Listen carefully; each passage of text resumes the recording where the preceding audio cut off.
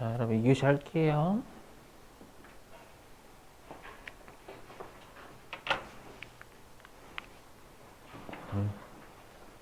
자, 그럼 여긴데요.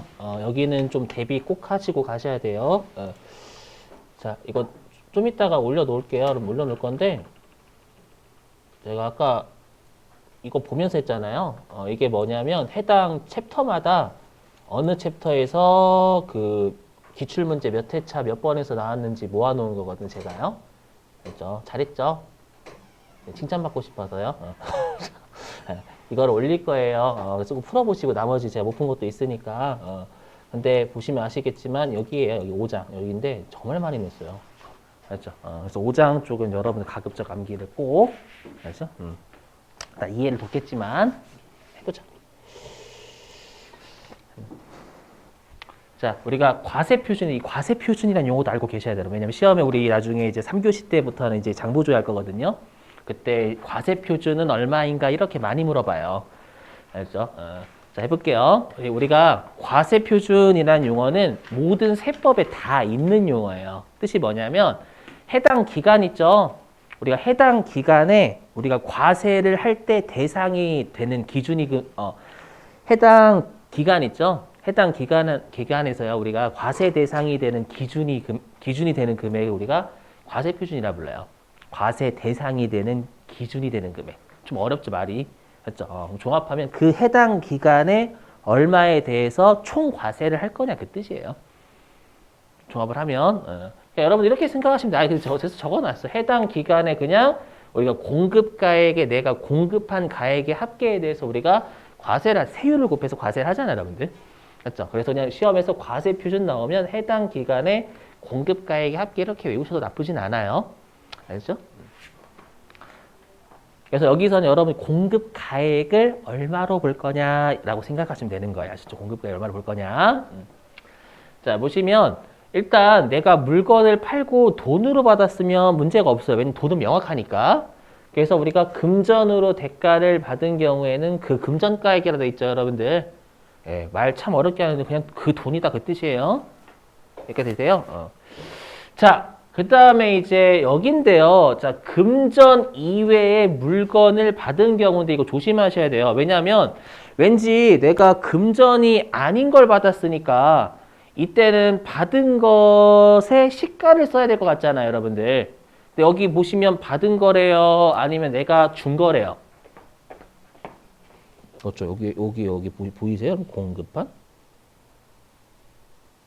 보이세요? 제가 그래서 뭐 어떻게 말씀드렸냐 그때 여러분 공급이라는 단어가 제일 중요하다고. 여기는 소득에 대한 세금이 아니라 공급한 것에 대한 세금이에요. 그래서 내가 준 게 공급한 거잖아요. 되세요? 받은 건 상대방이 나한테 공급한 거고. 내가 표현이 웃기긴 하지만 진짜 최근에 어떻게 출제했냐면 이걸 공급받은이라고 장난친 적이 있다니까요. 여러분 여태까지 문제 풀어보셔서 아시죠? 정말 그지같이 내는 거 세법. 제가 이런 표현하면 안 되지만 다행히 어디에 소속이 안 돼서 맞죠? 만약에 제가 어느 그 인터넷 뭐라고 해야지? 어떤 학원 있잖아요. 좀 유명한 학원. 거기에서 이렇게 강의해봐요. 두드려 맞지? 그죠? 난리 나겠죠, 여러분들? 그죠? 다행히 저 같은 스타일은 거기 안 어울릴 것 같아요. 그죠? 가서 막 드립이나 치고 있고. 그죠? 학생들 저 새끼 뭐 하는 거지? 왜 수업을 안 하고? 그죠? 아무튼 그래서 여기 공급이라는 단어가 핵심, 내가 준 게 핵심이에요. 준 게. 알았죠? 소득세는 나중에 소득세는 어떻게 하면 공급한 받은 거예요. 소득세. 나중에 세무 이급하면은 바로 소득세 들어갈 거거든요. 알았죠? 세무 이급 들어가면 이제 소득세 할 건데 소득세는 벌어들인 거니까 벌어들인 거 내가 받은 게 벌어들인 거죠. 근데 여기는 공급이에요. 공급. 이 공급이라는 단어 너무 중요해요. 그래서 내가 준 것의 시가라는 거, 준 것의 시가, 받은 것이 아니라 공급. 다시 말씀드리지만 자, 그래서 여기 금전 이외의 물건을 받으면 내가 준 것의 시가로 해요. 알죠?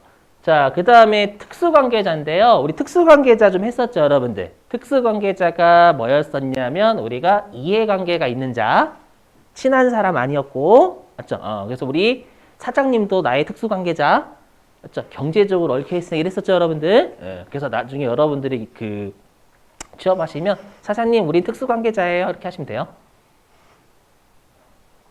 죄송해요. 아무튼 사실 당황하시겠지. 자, 그래서 특수관계자는 여러분 나중에 이제 세무 1급 때 배우시겠지만 우리가 특수관계자와의 거래에서 부당하게 낮은 대가를 받잖아요. 그럼 낮은 대가를 받으면 이득이에요, 손해예요? 어렵죠, 여러분들. 낮은 대가를 받으면 손해입니다. 제가 오늘 알려드릴게. 그죠? 당연히 손해죠? 그럼 여러분들 세법은 이득 본 거 좋아할까요? 손해 본 거 좋아할까요? 다시 거꾸로 해볼게요. 세법은 이득 본 거 싫어할까요? 손해 본 거 싫어할까요? 손해 본 거 싫어요. 왜요? 세금이 줄어서요. 맞죠? 내가 만약에 수익이 예를 들어서 내가 받은 건 1,000,000원이에요. 근데 장부에 100만 원 기록한 거예요. 맞죠? 그럼 부당하게 낮은 대가 1,000,000원 받아야 되는데 100만 원 받았어요. 그럼 1,000,000 원에 대한 세금 내야 되는데 100만 원에 대한 세금만 내잖아요. 그럼 세금이 줄어요. 그래서 우리가 세무서는 항상 뭔가 이익 보면 되게 좋아요. 세금을 많이 내니까. 야, 그게 세금 내고 싶구나. 이렇게. 그렇죠. 그래서 제가 왜 하고 싶어 하는 게 뭐냐면 특수관계자는 여러분 이해관계가 있는 자기 때문에 뭔가 짜고 치는 고소득이 있을 수 있다라는 거예요. 그래서 세법에서는 특수관계자와의 거래에서 시가대로 거래하면 두드려 패버려요. 알죠? 그래서 특수관계자와의 거래에서 부당하게 낮은 대가를 받으면 세금이 더 줄잖아요. 그러면 우리가 시가로 봐요. 시가로. 그러니까 만약에 내가 1,000,000 원 받아야 되는데 100만 원 받았다. 나 그냥 1,000,000 원 때려버리겠다라는 거예요. 아셨죠? 자, 그 다음에 요 외상거래, 할부거래. 자, 여러분 얘네들은 뭐랑 같이 엮어 나가시면 되냐면 공급 시기하고 같이 엮어 나가시면 돼요. 무슨 말이냐? 우리가 외상거래, 여기서 할부거래는 단기 할부예요. 여기 아래 장기 할부 있으니까.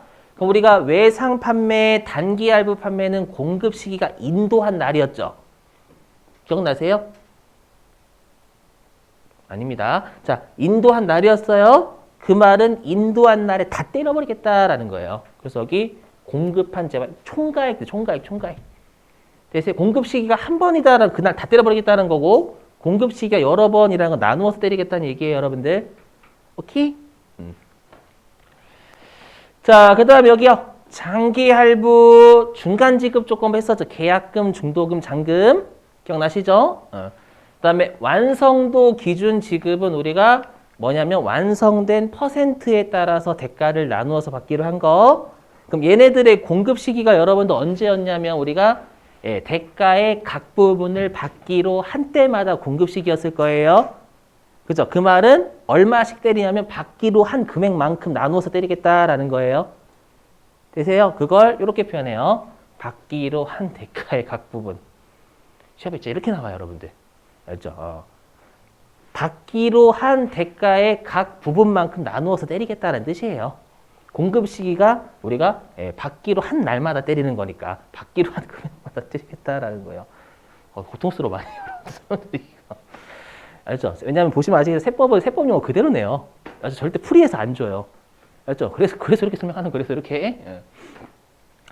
자, 그 다음에 여기는 중요하다라고 했었죠. 제가 저번에도 한번 수출 쪽은 나중에 세무 2급 실기하고 관련이 있으니까 좀 제대로 암기하시라고. 자, 우리가 이랬었죠. 뭐였었냐면 재화의 수출 같은 경우에는 원칙이 선적일. 맞죠? 근데 선적일 이전에 내가 원화로 환전해버리면 환전한 날. 그죠? 그거 하시면 돼요. 뭐예요? 원칙. 선적일의 환율. 그죠? 우린 지금 공급 시기를 하는 게 아니라 금액 얼마로 볼 거냐를 하고 있는 거예요.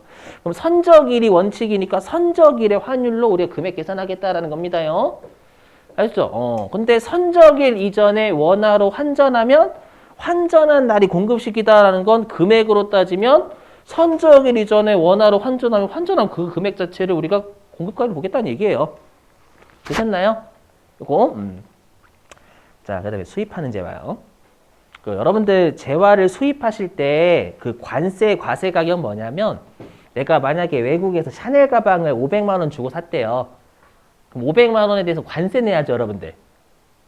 맞죠? 관세? 그럼 관세를 때리기 위한 물건의 가격을 관세, 과세 가격이라고 불러요. 500만 원을 관세의 과세 가격으로 부르는 거예요. 알죠? 관세라는 세금을 매기기 위한 그 물건 가격. 왜 쓰고 있는 거 안 보세요? 이렇게 된다니까 진짜로? 풀이해서 안 줘. 좀 이따 문제 풀어보시면 아세요. 제가 한 두세 문제 풀 거고 여기 좀 어려우니까 두세 문제 풀 거거든. 진짜 이따고 나와요. 아셨죠? 그 다음에 더하기 관세. 아셨죠? 관세. 왜냐면 계속 두드려 맞거든. 관세에다가 우리 기억나시죠? 만약에 그게 사치품이면 개별 소비세 두드려 팬다고? 그랬는데. 자, 아무튼 개별 소비세. 그 다음에 농어촌 특별세는 뭐냐면 우리가 딱 봐도 농어촌이 여러분들이 약간 노후 지역은 아니고 그죠? 좀 챙겨져야 될 지역이죠? 맞죠? 그럼 우리 농어촌 특별세라는 것도 우리가 부과를 해요. 알죠?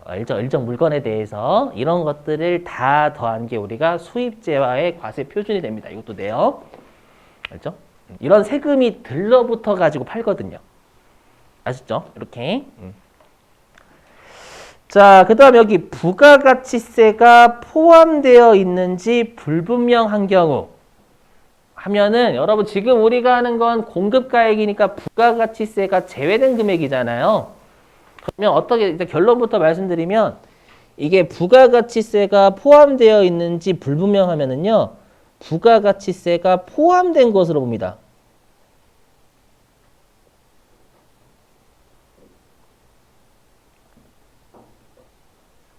부가가치세가 포함된 것으로 봐요. 근데 지금 우리가 부가가치세에 포함된 금액이 아니라 공급가액을 보는 거잖아요, 여러분들. 되세요? 이거예요, 여러분 보시면 이거. 그러니까 실제로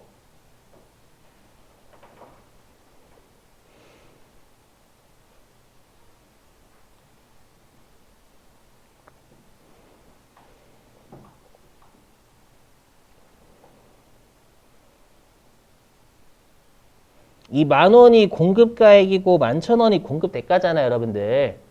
맞죠? 그러니까 이렇게 우리가 나누어서 알 수 있는 뭐냐, 혹시라도 이 그냥 11,000원에 팔았대, 그냥 뜬금없이 11,000원에 팔았음 이렇게 되는 거예요. 맞죠? 그럼 부가가치세가 포함되는지 모르죠. 그냥 11,000원 이렇게 줘버리면. 맞죠? 그러면 부가가치세가 들어가 있는 것으로 보겠다라는 거예요. 여기까지 되세요? 근데 우리는 지금 부가가치세가 얼마인지 보는 게 공급가액을 얼마로 볼 거냐 그거 얘기하는 거거든요. 그러면 요 11,000원이 부가가치세가 포함되는 숫자니까 여기에다가 110분의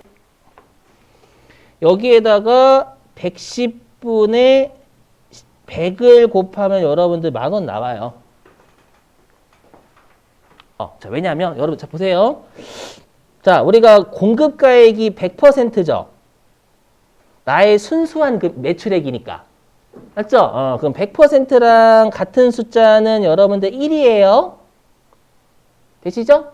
그럼 우리가 여기 10,000원에 10%를 곱한 게 1,000원이잖아요.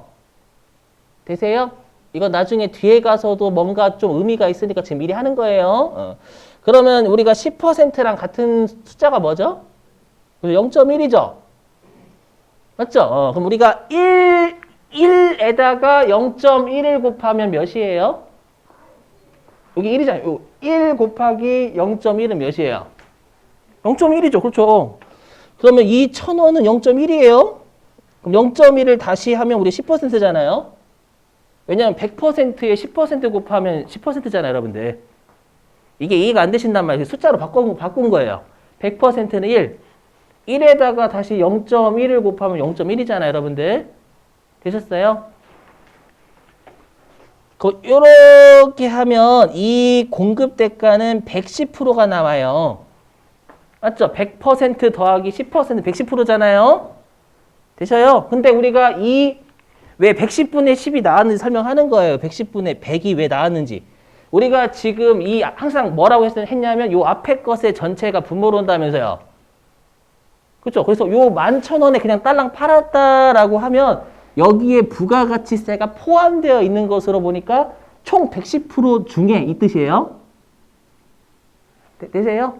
근데 우리가 구하고자 하는 건 지금 공급가액이 얼마냐 이거 하는 거잖아요. 공급가액이 얼마냐. 그럼 분자에 우리가 구하고자 하는 100%가 올라가야죠. 그래서 110분의 10, 100 된 거라고 이렇게. 우리가 남기가 있잖아요, 여러분들. 최후의 수단 남기. 이런 거 안 냈으면 좋겠어 진짜로. 아무튼 이 공식은 나중에 또 써먹을 거예요. 자, 그 다음에 여기가 좀 출제가 좀 많이 되는 동네 중에 하나예요. 여기랑 같이 묶여서 나와요. 방금 했던 거랑. 자, 보시죠. 열심히 설명할게요. 열심히. 자, 보시면 자, 지금 하는 건 여러분들이 공급 가액을 얼마로 볼 거니? 라는 뜻이니까 여기서는 절대 보지 마셔야 될 게 부가가치세는 무시하세요. 여기서는 그냥 금액만 보시는 거예요. 생 말고요. 보시면 자, 갑이, 그래서 갑이 주인공이에요. 갑이 A한테 재화를 인도했어요. 인도하고 대가를 10,000원 받았대요. 그럼 일단 갑의 공급가액은 무조건 10,000원이 되는 거죠. 일단 인도하고 받은 거니까. 자, 근데 갑이 갑자기 나중에 A한테 또 2,000원 또 받았대요. 그렇죠? 그럼 시험에 이렇게 나오는 거예요. 갑의 공급가액에 이 2,000원을 포함한다라고 주는 거예요. 그럼 포함한다라는 건 더한다라는 거예요? 더하지 않겠다라는 거예요? 더한다라는 거니까 우리가 갑의 공급가액을 12,000원으로 보겠다라는 뜻이에요. 되세요? 이 10,000원에다가 추가적으로 받은 2,000원을 포함시키겠다라는 거니까 12,000원으로 본다는 얘기잖아요. 되세요? 근데 만약에 포함하지 않는다라는 건 이 2,000원을 안 더하겠다라는 거예요. 그럼 갑의 공급가액은 10,000원으로 본다는 얘기입니다. 되시겠죠? 그럼 어떨 때 포함하고 어떨 때 포함하지 않는지 여기 얘가 핵심이에요. 얘가 핵심이에요. 자, 우리가 언제 공급가액에 포함하냐면 물건을 내가 판매할 당시에 이 수령한 게 그 판매 가격을 구성하고 있으면 더합니다. 일단 이렇게만 설명하면 여러분이 무슨 말인지 모르시니까 사례 들어볼게요. 보시죠. 보실게요. 자, 내가 만약에 제가 옷가게를 해요. 옷가게. 자, 제가 옷가게를 하는데 옷을 현금 10,000원에 판 거예요. 그럼 10,000원이 저의 공급가액이 당연히. 자, 근데 여러분들이 이제 저한테 옷을 사러 오셨는데 현금이 없으시대. 그래서 저한테 할부로 안 될까요? 라고 해서 제가 할부로 팔았어요. 근데 할부로 팔 때 10,000원 받고 팔아요? 아니죠. 10,000원보다 더 비싼 금액 받아야죠. 여러분들 할부로 파는데. 맞죠? 지금 당장에 팔면 10,000원인데 할부로 하시겠다라는 건 그만큼 제가 더 받아야 되는 거잖아. 할부 이자까지 포함해서. 이해되세요? 그래서 제가 얼마를 받았냐면 12,000원 받은 거예요.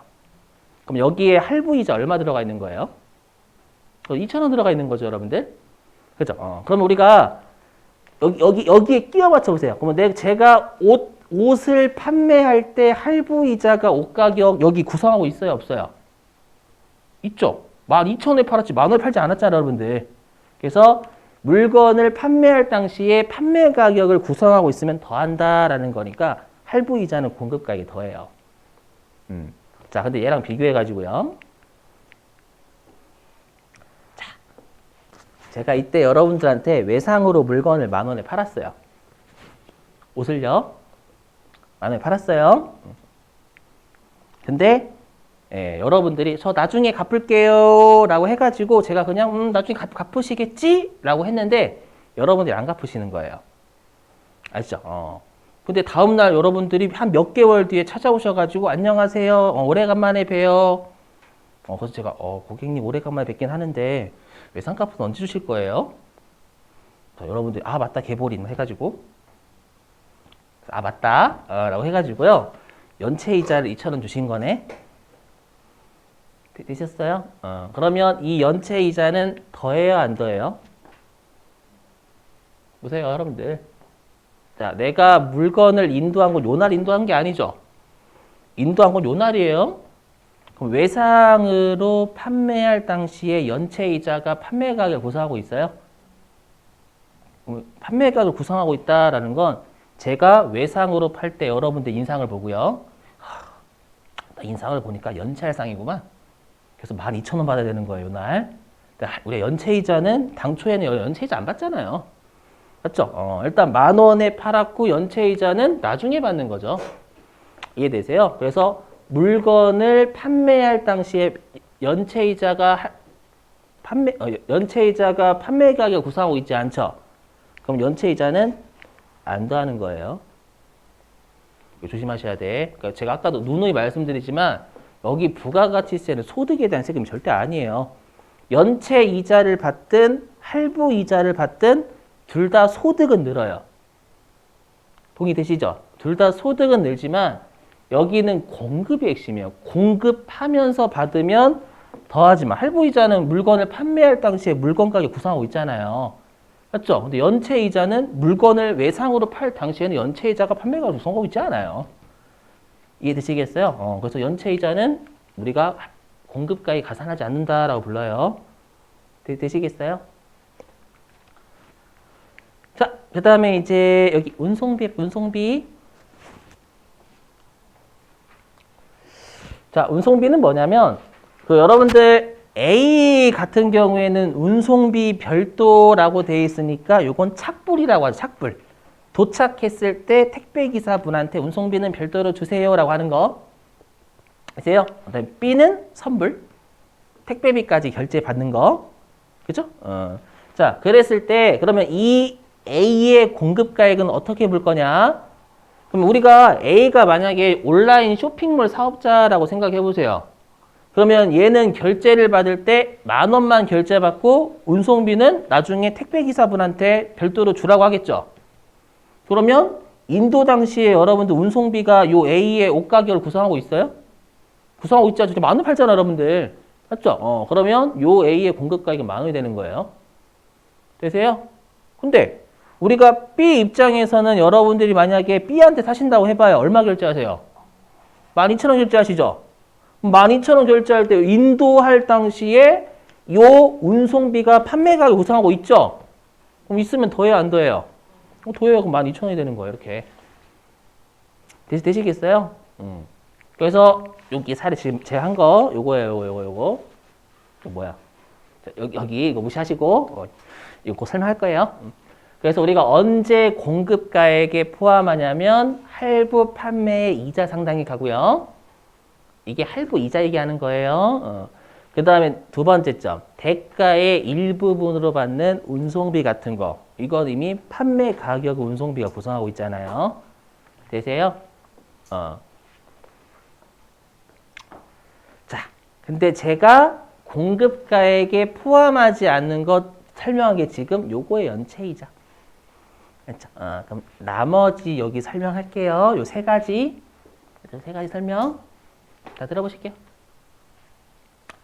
자, 제가 여러분들이 술집 사장님이시고요.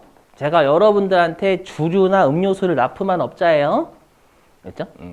자, 근데 제가 여러분들한테 술을 납품해야 되는데 제가 전부 다 병맥주를 납품한다라고 가정해 볼게요. 그렇죠? 근데 병맥주가 10,000원이야. 근데 제가 여러분들한테 병맥주만 납품해요. 병맥주만 딱 가지고 있어가지고 병맥주 이렇게 납품해요. 아니죠. 맥주 박스에 담아서 드려야 되잖아요, 여러분들. 이해되시겠어요? 그러면 그 병맥주가 10,000원이고 맥주 박스가 2,000원인 거예요. 그러면 전 여러분들한테 12,000원 받겠죠? 근데 여기 보시면 반환 조건이잖아요. 그럼 반환 조건이라는 건 뭐예요? 여러분들 실제로 그죠? 병맥주만 필요하신 거야. 단지 근데 운반의 편의를 위해서. 맞죠? 또는 상대방이 배를 찔까봐. 맞죠? 그래서 예, 맥주 박스까지 여러분들 달라고 한 거죠, 일단은. 그렇죠? 근데 반환 조건이라는 건 뭐냐면 맥주 박스는 저한테 넘겨주시는 거잖아요. 그럼 제 입장에서는 12,000원 받은 것 중에 2,000원 그냥 부채죠, 제 부채. 여러분들이 반환하시면 2,000원 돌려드릴 거잖아요.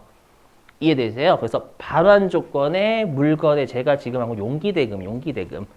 아시죠? 그럼 이건 공급자의 부채지 수익이 아닌 거예요. 이해되시겠어요? 그래서 이때는 공급가액에 포함하지 않는 거예요.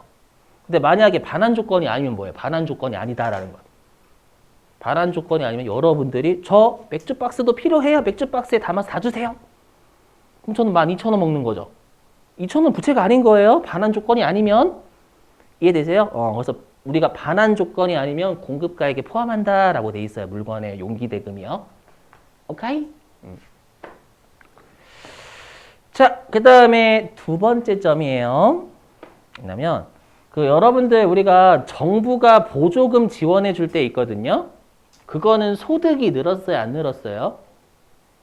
우리가 받는 거 말고 회사가 그냥 정부가 보조금 줬대요. 소득 는 거 맞아요? 우리 보조금 받았을 때 좋지 않나요? 맞죠? 아, 소득이 늘었다 하지 왜 주는 거야? 이렇게 하진 않잖아요. 그래서 우리가 나중에 배우시겠지만 정부 보조금 원칙이 과세해요. 소득이 늘었기 때문에 소득세는. 근데 제가 누누이 말씀드리지만 부가가치세는 공급을 해야 돼요. 근데 보시면 공급과 무관한 정부 보조금. 여기 했죠. 공급과 무관. 무관하니까 정부 보조금을 그냥 받는 건 우리가 공급가액에 포함하지 않아요. 공급하지 않았잖아요. 근데 시험에 공급과 관련된 이라고 하면 더 하는 거예요. 알죠? 요거.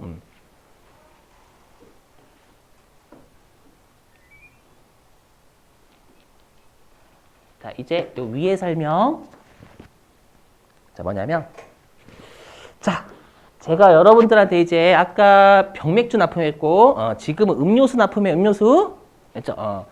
자, 음료수를 여러분들한테 납품하려고 제가 차를 몰고 가고 있어요. 차 몰고 가고요. 딱 내렸어. 그래서 여러분들을 불러 사장님 음료수 가지러 오세요 라고 했는데 제가 음료수를 들고 가다가 자빠졌어. 음료수 다 깨졌네? 알죠? 그러면 요거죠. 공급 받는 자가 여러분들이잖아요. 도달하기 전이죠? 파손됐죠? 맞죠? 그럼 공급이 일어났어요? 안 일어났어요? 안 일어났죠? 그러면 그건 안 더하는 거예요. 파손된 그 음료수. 되세요? 근데 반대로 얘기하면 이거죠. 자, 제가 여러분들한테 오세요 라고 해서 음료수를 납품했어요. 그리고 가고 있는데 여러분이 자빠지신 거야. 그래서 파손됐네? 그럼 저는 공급했어요? 안 했어요? 했죠. 그때는 공급에 포함해요. 그래서 핵심은 여러분 공급이 핵심이 항상. 보시면 아시겠지만. 아셨죠? 이거 꽤 어렵거든요. 많이 어려워. 저도 처음에 여기 죽는 줄 알았어요. 처음 공부할 때. 자, 이제는 공급 가액에서 공제하는 거 할게요. 이건 이미 했었죠. 우리 매출, 환입, 애누리 같은 거 뺀다고. 그죠? 그래서 빼요. 요 당연한 상식. 되세요? 요거. 자, 근데 여기 보실게요. 여러분들 여기 잘 보셔요. 여기. 자, 여기 칠판 보시면. 자, 아까는 내가 받은 걸 더할 거니 안 더할 거니죠. 근데 지금은 어떻게 돼? 요거 무시하시고 내가 당초에 10,000원에 물건 팔았죠. 근데 상대방한테 2,000원을 준 거예요. 여러분들이 왜 줘요? 라고 줄 수도 있지. 줄 수도 있어요. 그러면 줬으니까 뺄 거냐 안 뺄 거냐가 문제가 되는 거예요. 그죠? 그래서 갑의 공급가액에서 공제한다라는 건 2,000원을 빼겠다라는 거고요. 10,000원에서 공제를 하지 않겠다라는 건 2,000원 안 빼겠다라는 거니까 갑의 공급가액을 10,000원을 보겠다라는 거예요. 되세요? 네, 해볼게요. 여러분 표정이 또 안 좋으신데 네. 무시하시고 자 여기 해볼게요. 대손금. 자 여러분 대손금이 뭐냐면 세법에서는 대손이 확정된 걸 대손금이라 불러요. 대손이 확정된 걸 세법은 대손금이라고 불러요. 회계에서 우리가 대손의 확정이라고 하잖아요. 여러분들 또는 대손의 발생 있죠. 그걸 우리가 대손금이라고 불러요. 근데 안 지우길 잘했다. 이거 강의를 9월 16일에 한 것 같아요. 9월 16일 날 팔았네? 안 지워져가지고 여러분들 다행히 그냥 할게요. 자 보시면 자 내가 9월 16일 날 제품을 10,000원에 외상으로 팔았어요. 알죠? 10,000원에 외상으로 팔았어요. 그러면 나는 뭐도 못 받게 돼. 뭐도 외상으로 파는 거냐면 부가가치세도 좀 표현이 그렇지만 부가가치세도 외상으로 파는 거죠. 이해되세요? 그러면 우리가 부가가치세를 상대방한테 받을 때만 내가 매출세액을 세무서에 낼까요? 아니면은 재화나 용역을 공급하면 무조건 낼까요? 후자예요, 후자. 알죠? 내가 외상으로 팔아도 네, 내가 재화나 용역을 공급하면 매출세액 내야 돼요. 알죠? 왜냐하면 제가 만약에 10년 동안 여러분들한테 못 받는다고 해가지고 세무서에 제출하지 마라고 하면 내지 마라고 하면 10년 동안 제출 안 하면 되잖아요, 여러분들. 무슨 말인지 이해되시겠어요? 그래서 일단 어떻게 하냐면 제가 제품을 외상으로 10,000원에 팔았으면 부가가치세 1,000원까지 같이 있는 거죠. 그죠? 근데 일단 9월 16일이면 2기 예정신고 기간이잖아요. 그래서 2기 예정신고 때 이때 일단 매출세 1,000원 납부하는 거예요. 제 돈으로. 여기까지 되세요? 내고 나중에 11,000원을 만약에 제가 회수하면 부가가치세까지 같이 먹는 거예요. 되셨죠? 근데 갑자기 상대방이 띄어 먹었네? 대손. 그럼 제 입장에서는 11,000원을 못 받게 된 거죠? 그럼 제 입장에서는 매출세액을 납부를 한 게 잘한 거예요? 잘못된 거예요? 잘못된 거죠. 왜 납부했냐면 상대방한테 받을 줄 알고 미리 납부했거든요. 근데 대손이 확정이 되면 납부를 하지 말았었어야 되니까 세무서가 돌려줘야 되겠죠. 여기까지 되시겠어요? 근데 세무서가 어떻게 운영하냐면 실제로 돌려주지 않고요. 나중에 낼 세금에서 빼줘요. 그게 그거죠 뭐. 그래서 어떻게 하냐면 우리가 11월 25일 날 만약에 내가 대손이 됐어요. 그러면 매출세액에서 빼줘요. 되세요? 그래서 납부할 세금에서 빼주는데 그걸 매출세액에서 빼주는 거예요. 돌려주는 게 아니라. 되세요? 그러면 여러분이 생각하실 거예요. 자, 잘 보세요. 조선말. 자, 요게 이 10,000원이 공급가액이죠. 여러분들, 요 10,000원이 공급가액이고, 이 1,000원은 세액이에요. 맞죠? 지금 1,000원을 차감해주고 있죠. 이 1,000원은 세액을 차감해주는 거예요. 금액을 차감해주는 거예요. 그래서 세액을 차감해 주는 거죠. 그러니까 여러분들 선생님 차감해 주잖아요. 보세요. 공급 가액. 지금 우리는 세액에서 차감하니 안 차감하니 보는 게 아니라 금액에서 차감할 거니 안 차감할 걸 보는 거예요.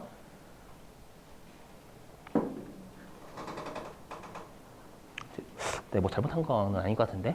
됐죠? 그래서 미리 말씀드린 금액에서 차감하지 않고요.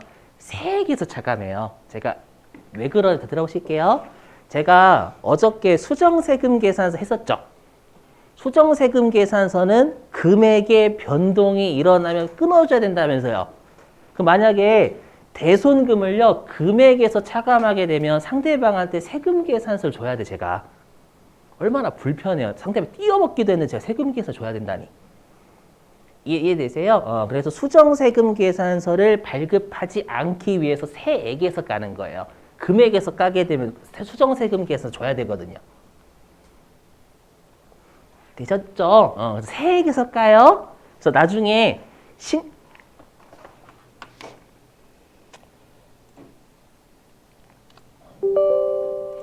다른 강사 하고 싶다. 이게 좀 어렵죠, 많이. 이게 나중에 세무 2급하고 다 관련돼 있어요. 여기 보시면은요. 좀 보이시나? 여기 보이세요, 여러분? 대손세액 보이시죠? 근데 여기 보시면 여기 대손된 세액인데 보시면은 여기가 흰색도 있고, 예, 여기 잘 보이시나? 여기 좀 녹색 같은 거거든요. 여기는 입력이 막혀 있어요. 알죠? 그래서 우리가 대손된 세액을 가짜 무시하시고, 이건 나중에 세무 2급도 할 거고, 대손된 세액을 차감해 준다는 뜻이거든요. 그렇죠? 그래서 세액에서 까는 거지 금액에서 까는 게 아니라고. 아셨죠? 자세한 거 세무 2급도 다시. 알죠? 이런 거를 낸다니까요. 제가 안 내면 상관이 없는데. 예. 또 피해자. 되셨죠? 그만할게요. 자, 그 다음에 두 번째 점도 시험에 내요. 판매장려금의 지급. 여러분 혹시 판매장려금이 뭔지 아시는 분 계신가요? 판매장려금? 판매를 장려하는 금액이잖아요. 이게 뭐냐면 백화점에서 VIP 고객들 있죠. VIP 고객에게 예, 우리가 뭘 주는 거냐? 돈으로 주는 거. 앞으로 저희 백화점을 많이 더 이용해 주시기 바랍니다. 돈 좀 드릴게. 이해되시죠? 그게 판매 장려금이에요. 여기까지 되시겠어요? 자, 그럼 여러분들도 상식적으로 돈을 줬으면 빼야 되는 게 맞잖아요. 맞죠? 그래서 나중에 배우시겠지만 미리 할게요. 소득세는 판매 장려금 지급하는 거 소득에서 빼요. 왜냐면 소득이 줄었잖아요. 괜히 두 개 다 하나 지금? 여기 지금 우리 근데 여기는 부가가치세 공급과 관련이 있어야 돼요. 그럼 잘 보셔야 돼. 여기 아까 우리가 언제 더한다라고 했냐면 인도 당시에 판매 가격을 구성하고 있으면 더한다면서요. 그럼 빼는 것도 마찬가지겠죠. 그럼 빼는 것도 내가 물건을 판매할 당시에 지급하고 있으면 빼는 거예요. 아니, 물건을 판매할 당시에 받고 있으면 더한다면서요. 그죠? 그럼 지급하는 것도 물건을 판매할 당시에 지급하면 빼겠지. 오케이? 그러면 여러분 생각해보세요. 그럼 그냥 판매 장려금 빼려면 백화점에서 여러분들한테 물건을 팔면서 그때 판매 장려금 같이 줘야 돼요. 그럼 백화점이 있어요? 아니죠. 백화점이 2022년도 결산 다 한 다음에 고객 추려가지고 나중에 2023년도에 주는 거잖아요. 이해되세요? 그래서 내가 백화점에서 물건을 판매하는 시기하고 판매 장려금 나가는 시기가 달라요. 공급하면서 그날 바로 주는 게 아니라고요. 되세요? 왜냐면 헷갈린다니까 무조건 이게 엄청나게. 그래서 판매 장려금의 지급은 안 빼는 거예요. 공급하면서 같이 주는 게 아니니까.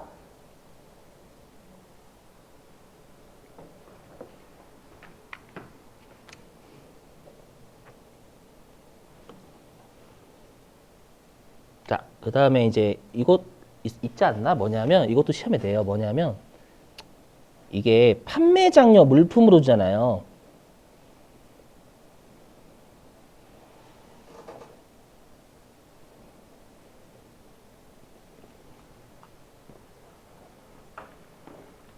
자, 이게 만약에 판매 장려 물품으로 준대요.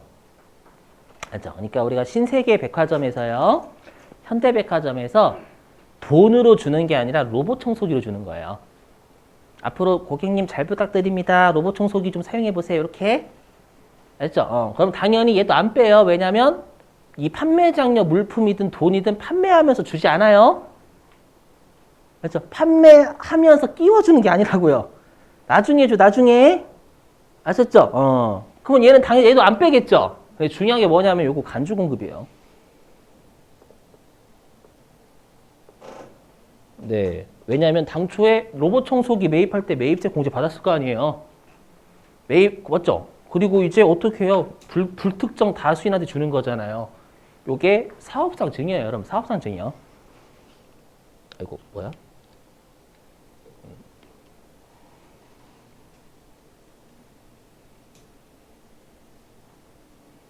중요해가지고 시가만큼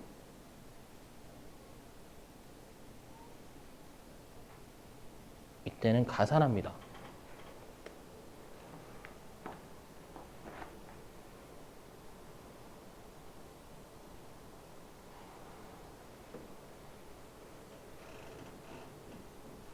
교재에 적혀져 있죠? 혹시 이거 안 적혀져 있나요?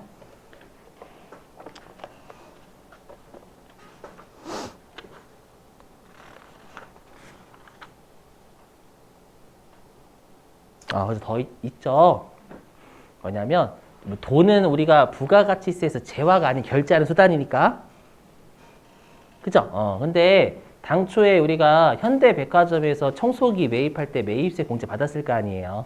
근데 불특정 다수인한테 공짜로 주는 거죠. 맞죠, 여러분들? 그럼 공짜로 주는 거니까 이건 우리가 간주급에 걸려. 당초에 매입세 공제 받아놓고 매출세가 안 낼 거 아니에요, 여러분들. 판매 장려금을 주면. 되세요? 그럼 이때는 처분한 것으로 간주의 시가만큼 오히려 공급가에 가산해 버리는 거예요, 이때는. 아셨죠? 이것도 실제 해요. 자, 그럼 관련된 문제 좀 풀게요. 제가 왜 이렇게 열심히 하는지.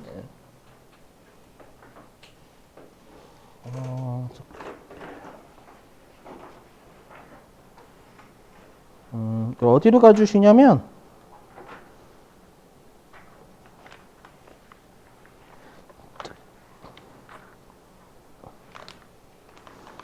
아, 여기 있다. 327? 327페이지.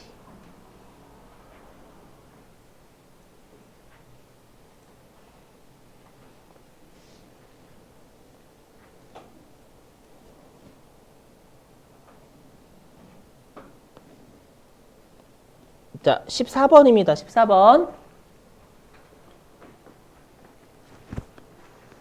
자, 문제 풀어볼게요.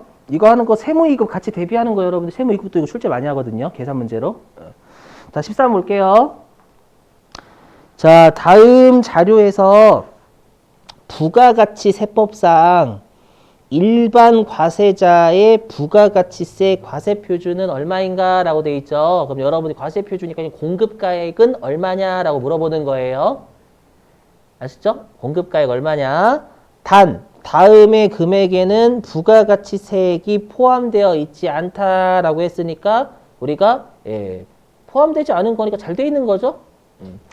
자, 그러면 첫 번째 점 볼게요. 왼쪽에. 자, 총 매출액 500만 원 공급가액이에요, 아니에요? 매출이 공급이죠, 여러분들. 맞죠? 공급가액 맞아요? 매출은 인도하는 거잖아요. 공급했죠. 그 다음에 오른쪽 첫 번째 점이요. 자, 매출 환입액 50만 원. 이거 공급가액에서 빼요, 안 빼요? 뺀다고 했죠. 매출 환입 등은 여기 아까 여기 차감. 어디 갔어? 여기 매출 애누리와 환입 차감. 그죠? 자, 그 다음에 두 번째 점. 왼쪽에 두 번째 점이요. 총 매입액. 여러분, 매입은 뭐예요? 매입은 공급이 아니죠. 우리가 아까 공급가액은 뭐예요? 그 기간에 내가 공급한 금액. 매입은 공급받은이잖아요, 여러분들. 이해되세요? 그래서 매입액은 뭐냐면 함정 파는 거, 함정. 되세요? 자, 그 다음에 오른쪽 두 번째 점이요. 자, 금전 지급 판매 장려금. 지급이니까 뺄 거냐 안 뺄 거냐 얘기하는 거잖아요. 빼요 안 빼요? 저 안 빼죠. 판매 장려금은 여러분들 공급하면서 같이 그날 바로 나가는 게 아니라고 했었죠. 그래서 안 빼요. 그래서 답이 450만 원 1번이에요. 되실까요? 응? 매입액은 안 뺀다니까? 우리 공급가액은 과세 표준이 공급가액 매출에. 알죠? 매입액은 매출에 구할 때 의미가 없잖아요, 여러분들. 납부할 때는 의미가 있는, 지금 납부를 물어본 게 아니에요. 되세요?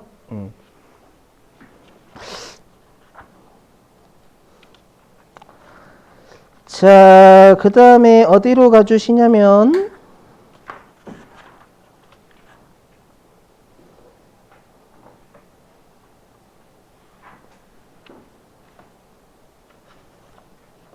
음, 359페이지.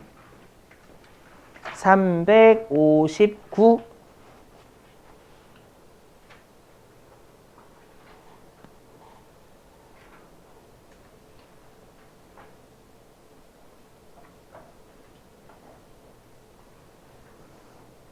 네, 13번이네, 13번.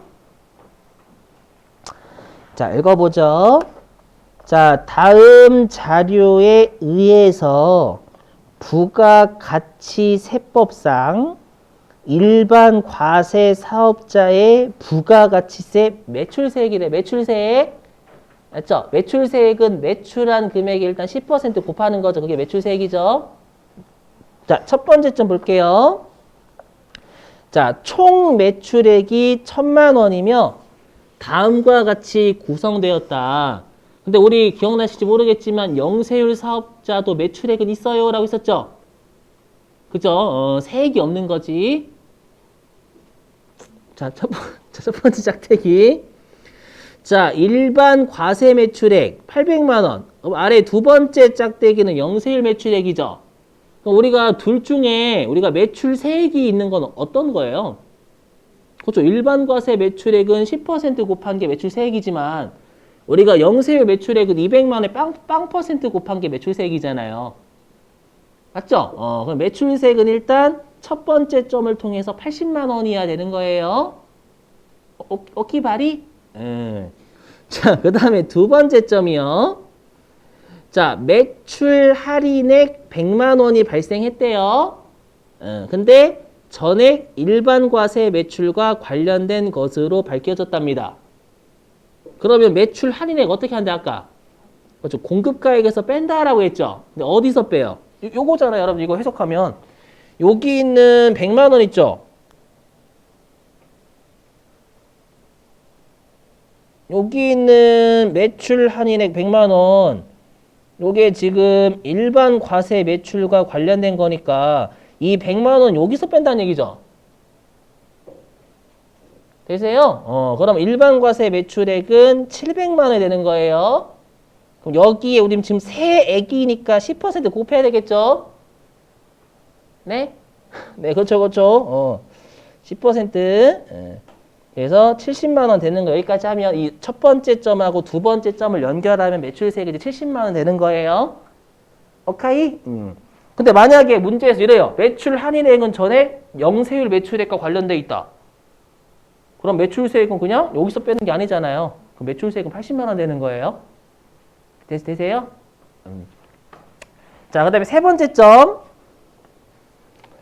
자, 외상으로 일반 과세 매출한 금액 중 대손세액 공제 12만 원이 발생하였다. 요거에 아까 했던 요거. 아까 우리가 대손세액이 뭐냐면 내가 떼어 먹힌 부가가치세를 대손세액이라 불러요. 이 대손세액은 어떻게 한대요? 매출세액에서 차감한다라고 했죠. 그죠? 그래서 금액에서 안 까고 세액에서 깐다면서요. 그죠?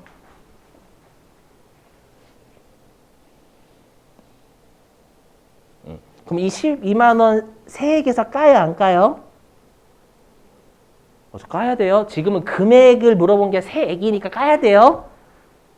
아셨죠? 그래서 12만 원 까니까 답이 58만 원이 되는 거 1번. 아셨죠? 하나만 더.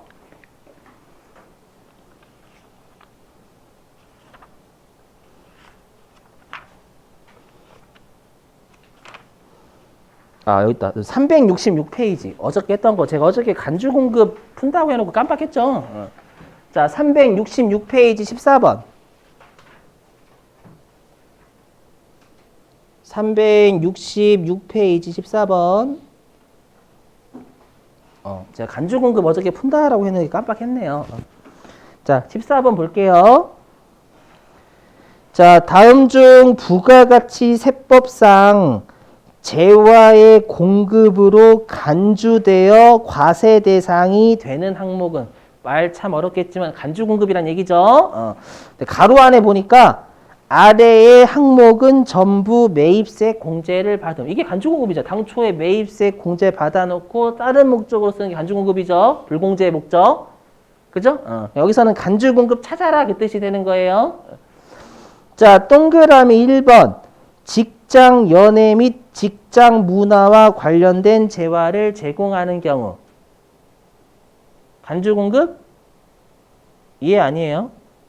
아니었죠. 우리 어저께 작업복, 작업모, 작업파, 직장 체육비, 직장 연회비. 당초에 매입세 공제 받아놓고, 우리가 개인적인 목적으로 쓰면 이건 업무와 관련이 있다라고 했었잖아요. 그래서 간주 공급 보지 않음이라고 했었죠. 하루 지났는데? 그죠? 예외. 그 다음에 동그라미 2번이 그거네. 사업을 위해서 착용하는 작업복, 작업모, 작업파. 이거 당초 매입세 공제 받아놓고 작업복 용도로 주면 이건 업무와 관련돼 있으니까. 그렇죠? 매입세 공제 주고 괜찮다라고 했었죠? 자, 그 다음에 동그라미 3번. 자, 사용인이 직원입니다요. 자, 사용인 1인당 연간 10만 원 이내의 경조사와 관련된 재화 제공. 괜찮았죠? 어저께 10만 원 이내까지는 괜찮다고 10만 원 넘어가는 것만 문제가 있었지만. 그다음에 동그라미 4번. 자, 사업자가 자기 생산 취득재화. 요게 당초 매입세 공제받은 재화란 뜻이었죠. 그거를 자기의 고객이나 불특정 다수인에게 증여하는 경우. 이게 사업상 증여 문구였잖아요. 그래서 답이 4번. 자, 그때 마지막 요거하고 여러분들 쉴게요. 376. 376 페이지.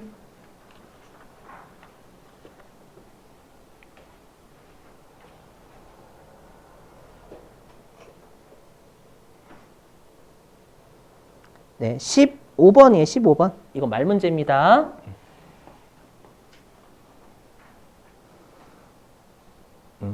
자, 읽어볼게요. 자, 다음 중 재화의 공급에 대한 부가가치세 과세 표준에 대한 설명 중 틀린 것은? 자, 동그라미 1번. 재화의 수입에 대한 부가가치세 과세 표준은 관세의 과세 가격에 관세, 개별 소비세 등도 포함된대요. 맞아요? 맞다라고 했죠, 아까. 여러 가지 세금 다 들러붙는 걸 우리가 실제로 매입해야 되거든요. 그러니까 여러분 샤넬 가방 매입하실 땐 얘네들이 다 들러붙어 있어요. 그걸로 사시는 거예요. 알죠? 자, 그다음에 동그라미 2번.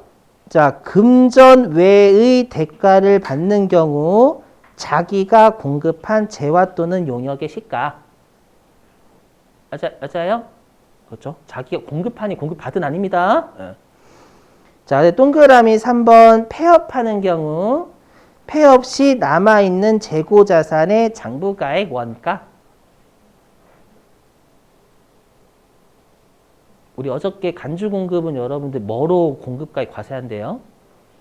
시가였죠. 그렇죠. 틀렸어. 3번이 틀린 거예요, 여러분들. 시가였죠, 시가. 시가로 제재 때린다라고 했었잖아요. 맞죠? 그러니까 이제 타지 말라고. 네, 동그라미 4번.